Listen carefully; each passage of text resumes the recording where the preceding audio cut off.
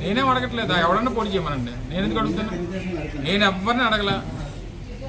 ఇక్కడ పీలా గోవిందే పోటీ చేయాలి, ఇక లేకపోతే ఇంకొకటి బుద్ధా నాజాదీసే పోటీ చేయాలి. వాళ్ళిద్దరు కొట్టుకొని ఎవరి సీట్ వస్తుందో వాళ్ళకే తెలియదు.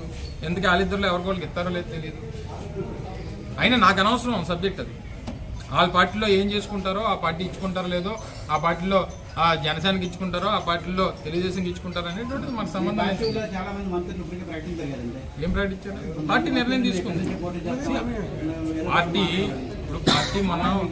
పార్టీ ఒక నిర్ణయం తీసుకుంది. జగన్మోహన్ రెడ్డి గారు ఒక నిర్ణయం తీసుకున్న దాంట్లో 11 సీట్ల విషయంలో వారు నిర్ణయం తీసుకొని దానికి సంబంధించినటువంటి ఇన్ఛార్జీలు ప్రకటించారు. సీట్లు కాదు, ఇన్ఛార్జీలు ప్రకటించారు. సీట్లు అనేటువంటి ప్రకటించినప్పుడు సీట్లు అంటే బీఫార్మ్ ఇస్తే సీట్లు అవుతాయి. ఇన్ఛార్జీలు అనేటువంటి ప్రకటనలో భాగంగా కొన్ని మార్పులు చేర్పులు అనేటువంటి చేశారు.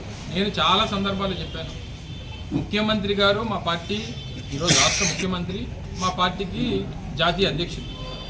వారు ఏం చెప్తే చేయడానికి మేము ఇక్కడ ఉన్నటువంటి వేదిక మీద ఉన్నటువంటి నాయకులను కానీ, లేదా ఈ రాష్ట్రంలో ఉన్నటువంటి వైఎస్ఆర్ కాంగ్రెస్ పార్టీ నాయకులు కానీ, కార్యకర్తలు కానీ, వారు ఏం చెప్తే చేయడానికి సిద్ధంగా ఉన్నటువంటి వాళ్ళు.